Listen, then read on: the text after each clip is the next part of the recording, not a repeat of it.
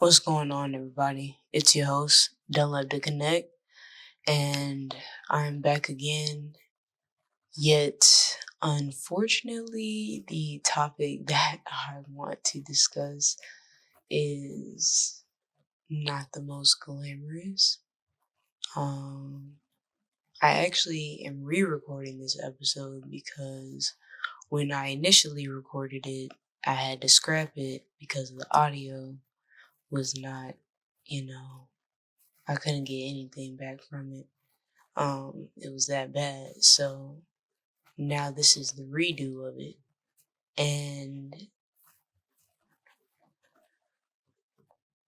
I am dressed with intentionality because today's topic is centered around unfairness. And I can wear this outfit to reflect the emotional sentiment and significance that correlates to other words that described or can describe the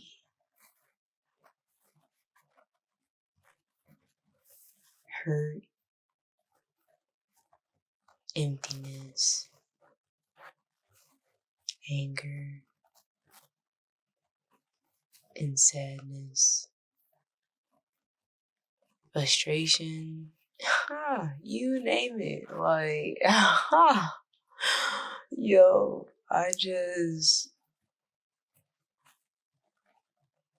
it's unbelievable. And I'm starting with unfairness because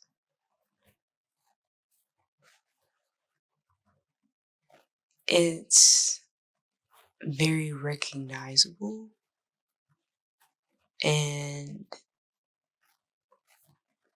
hopefully how I articulate the ways in which I've applied principles and strategies to get through the emotional tolls that I am taken through.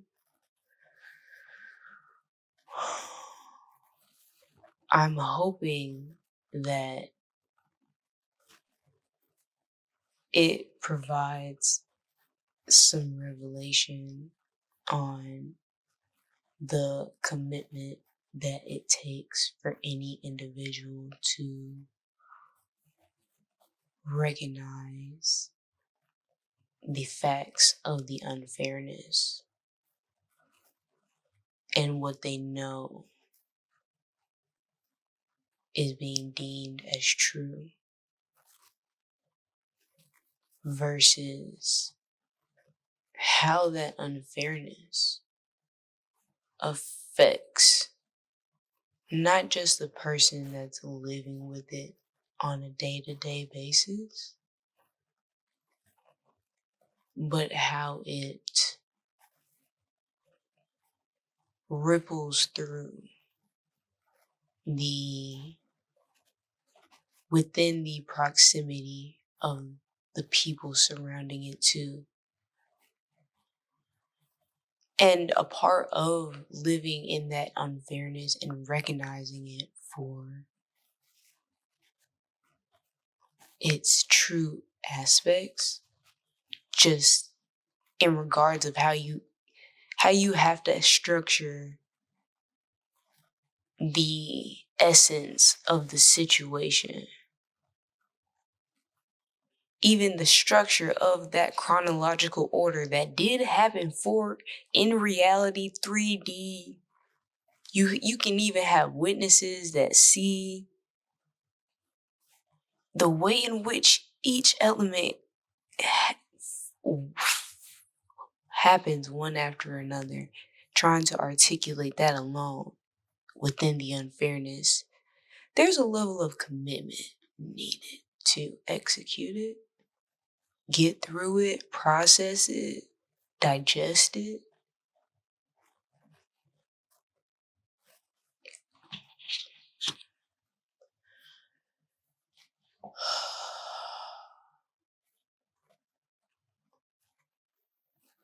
So that's what we're going to dive into. And I have to get directly to it because dealing with unfairness, you also have to deal with,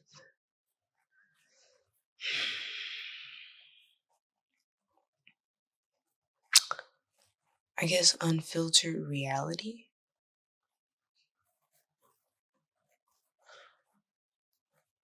And what I mean by unfiltered reality, the depths of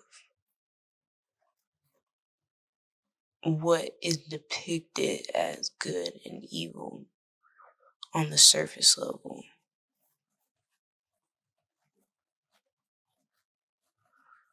Yet, more in depthly,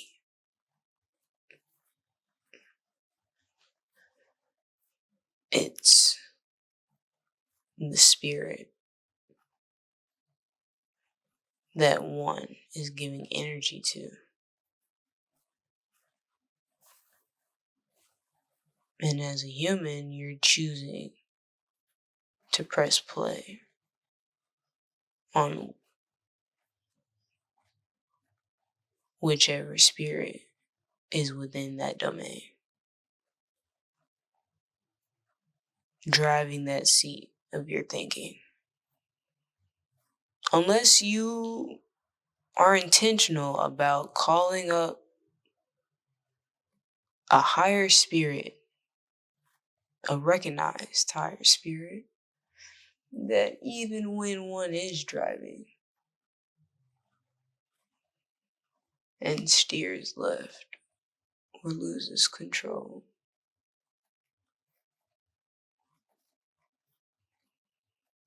that higher spirit is still able to, or always had, but let's be realistic. Within the decisions themselves, you can tell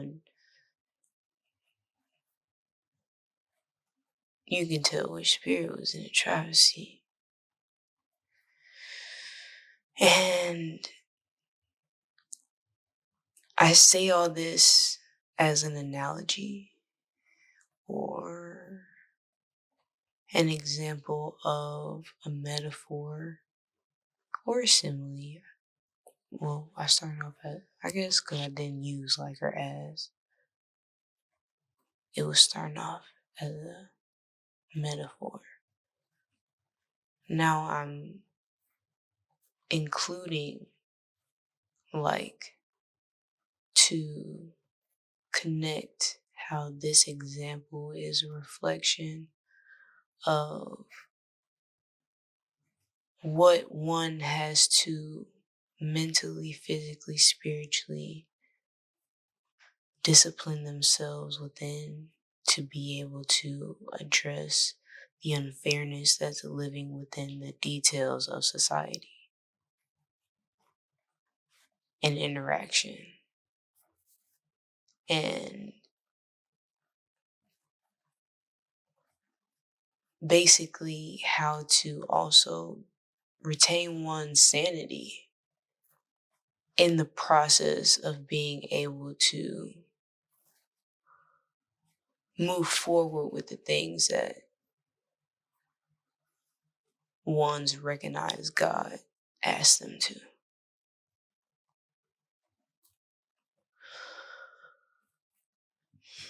I'm trying to break that element down a little bit because at the end of the day, dealing with unfairness, there's a switch at every level, at every turn, at every outcome. There can be implanted a moment, maybe multiple, where it could have either prevented the situation from going further to the depth of unfairness that it reaches at its ending. Well, not at the ending, because unfortunately there's different replications of it still popping up. However, for the situation that equates or exemplifies the unfairness, that resulting action or moment that all of the previous pit stops that could have stopped the momentum of what was happening really could have initiated a diffusement, but it didn't because of the depth of unfairness that was within it.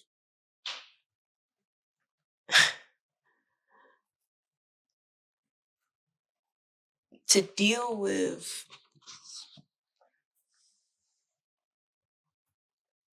the triggers that they cause,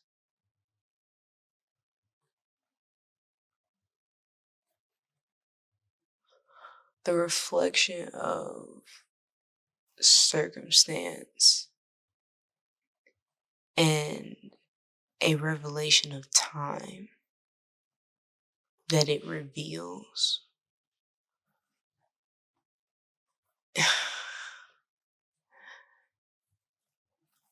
is mind-boggling when one truly assesses its relevance.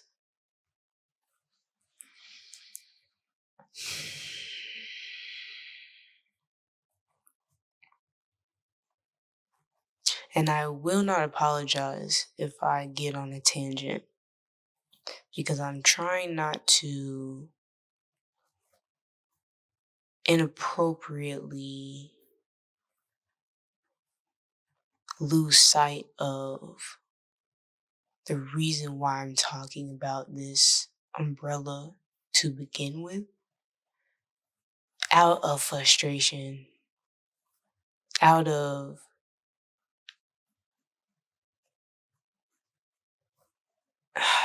just a nauseating irritation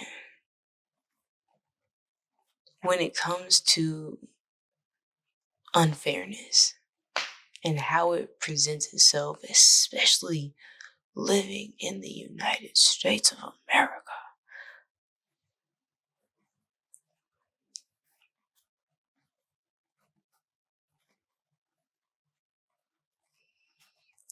One principle that I know to be true is the fact that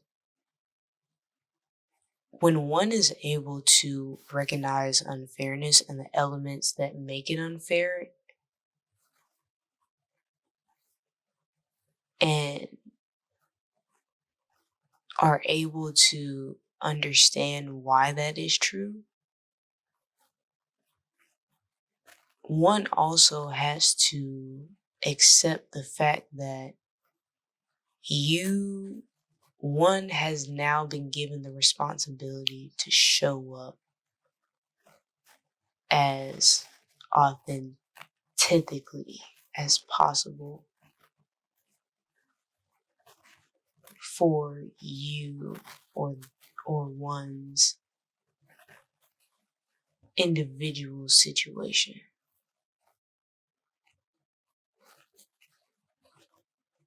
Because living in unfairness, dealing with unfairness, seeing the actions, and wrestling with if you can be a contributing factor to its solution, while also maintaining the very balance of frustrations that one has to show up to in their own situation.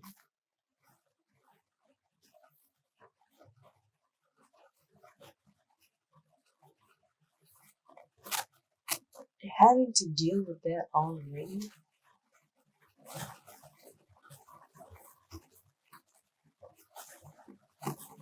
one has to understand that the scrutiny of why the unfairness still exists also is in one's authentic actions.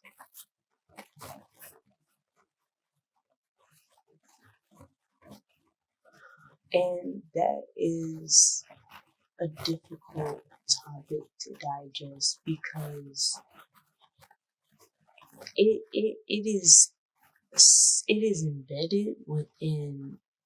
I don't know if it came from politics. I don't know if it's just the development of social interaction over the millennia and generations, but there is definitely a non-verbal understanding of lines of awkwardness or um,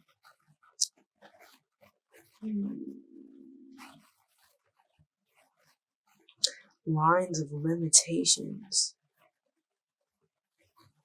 whether spoken directly towards or again non-verbally communicated. There are these lines in interaction where you know you don't want to say too much or do too much to rock the boat, but once someone is, it's it's a pool of seeing what is going to happen next and how to address it most appropriately with what is being felt in the energy.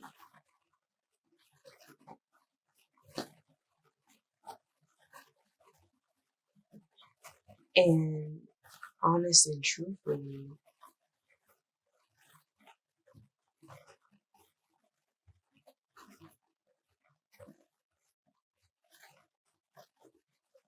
in its own right, that's its own reflection of unfairness. Because of the principles that surround it and that type of continued actions.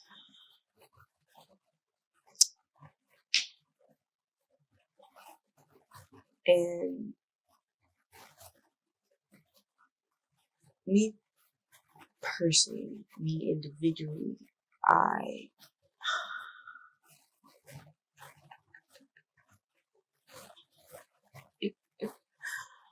oh man, I accept unfairness for what it is. And I make it a point for myself to identify it, see it in the eyes and the actions of others.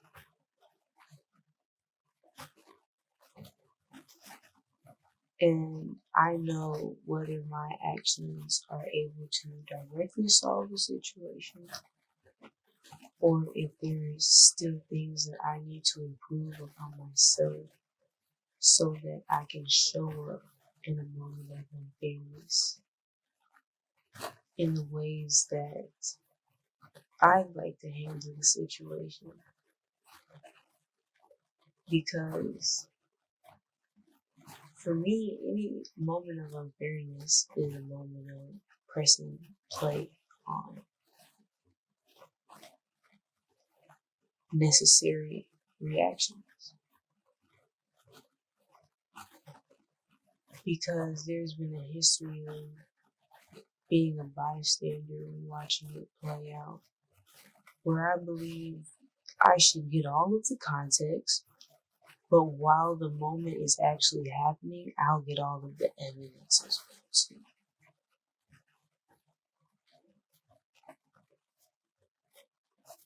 So that when the calculated response begins to stack upon me, I won't one feel as if they don't know what to do. because the foundation of providing examples, not just justifications.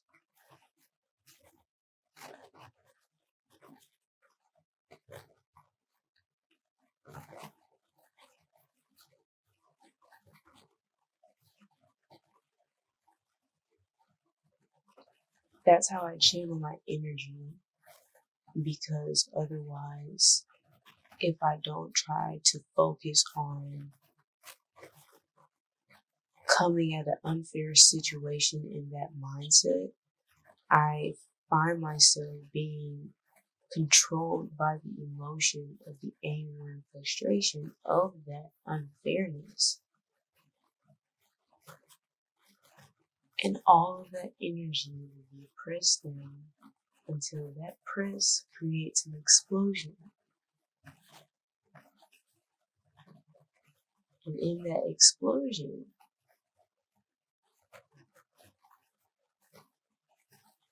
there's an elongated moment of, or like a flash.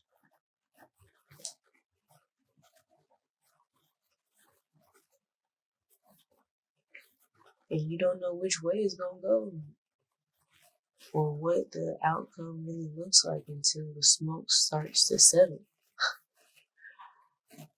And I want to make sure I can still see even if the flash is happening. Because I've understood what the unfairness is. I prepared myself to deal with it mentally, to make sure that even if I'm not always 100% allowing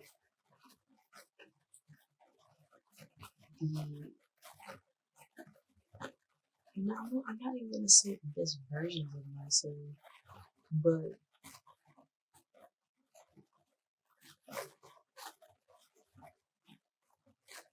the developing action doer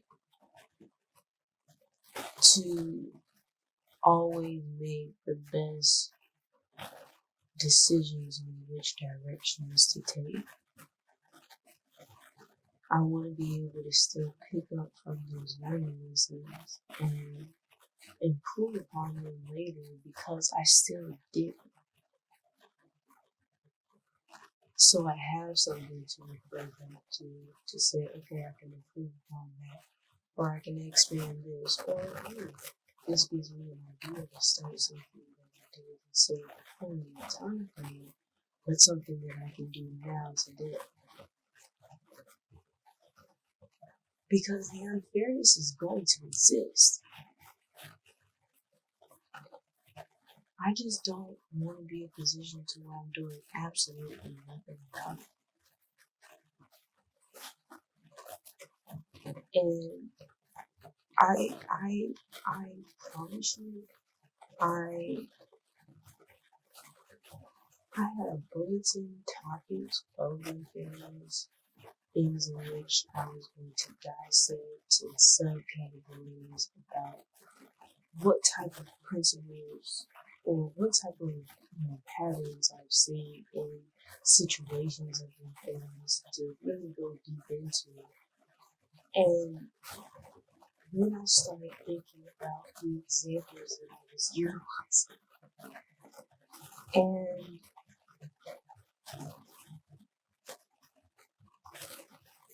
not even just because I am black and considered African American.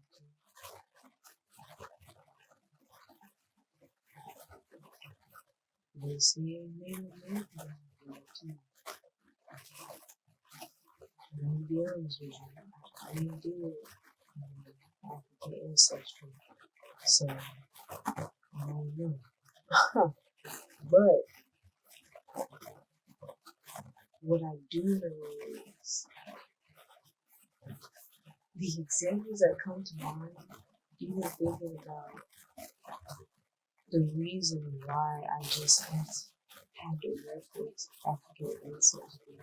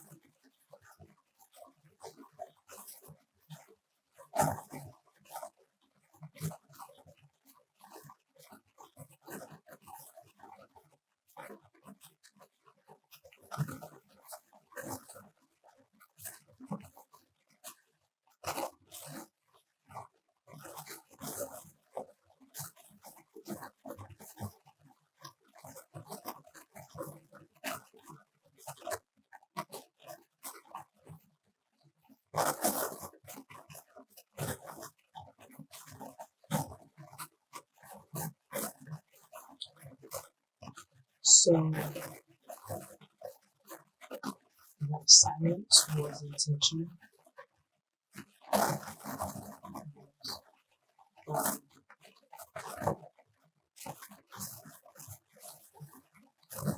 so instead of going through the example and subtopic categories that I have, I'm going to, and I am, and I have been conceptualizing and articulating the mindset behind how the unfair situations that we surrounded with.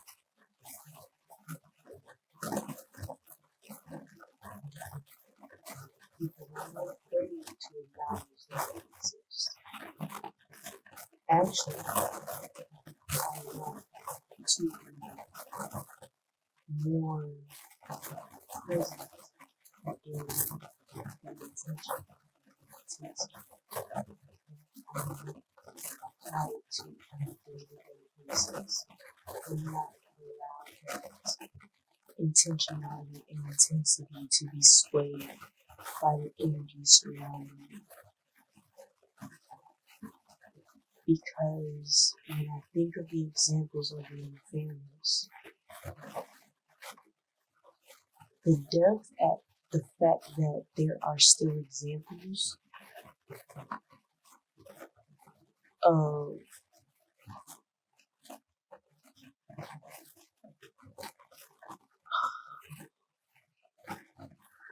I was gonna say rooted hatred, but that may not be the best way to describe that.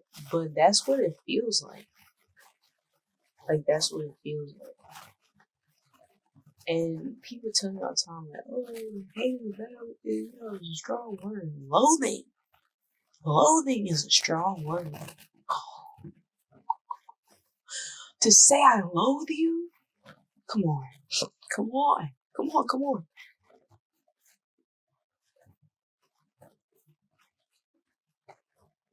But rooted hatred, I feel like that's an exemplified depiction and characteristic that has been unfairly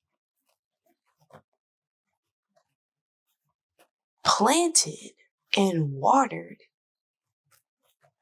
within various systems, interactions, shit, passed down educations, like,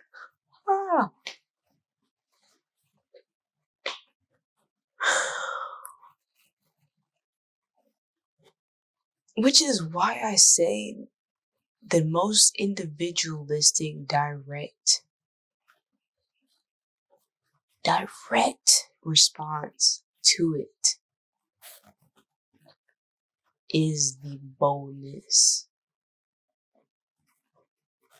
unwavering faith in the true authenticity,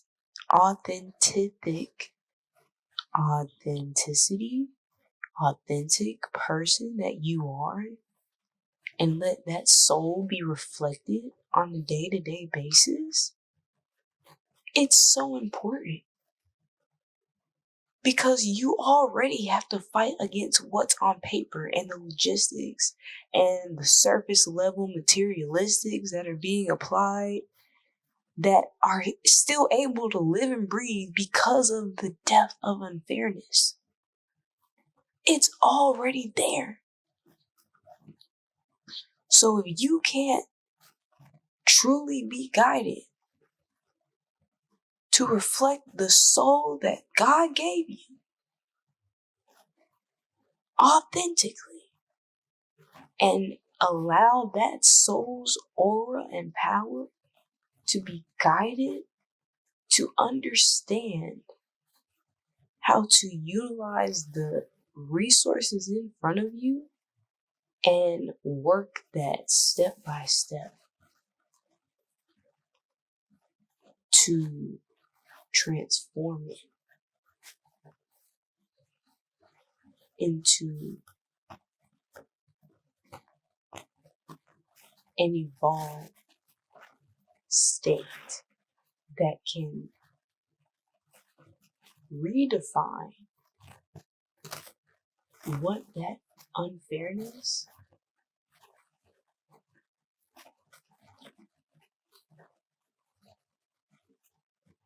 was in its essence.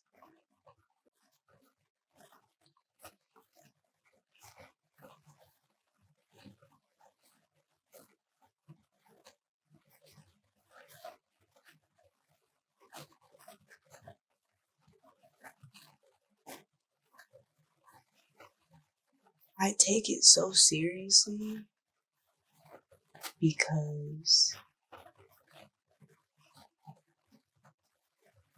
unfairness helps you see the trend, the numbers, the patterns of the guaranteed emotions that the affected went through in those moments.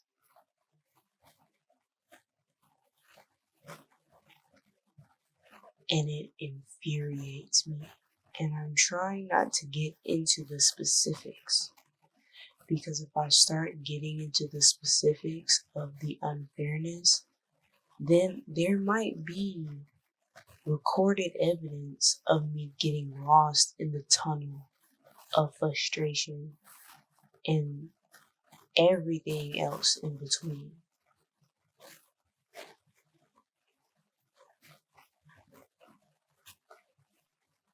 And I'm not going to do that because I have something else I have to do and somewhere else I have to be. And I know you have to digest everything that I am saying. Therefore, I have to go soon. And so do you. Yo, what's going on, everybody? It's your host, I Love to Connect. And I hope y'all didn't think that the conversation was over, because it definitely continued.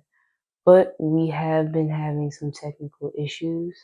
So anytime that stuff like this happens, it really seemed like a divine intervention. So with that being said, I'm not going to stress. I got some content. I know you guys want to see more. So if y'all want to see a part 2, y'all let me know. But I'm reaching out to the people, so we should have more coming soon. Peace.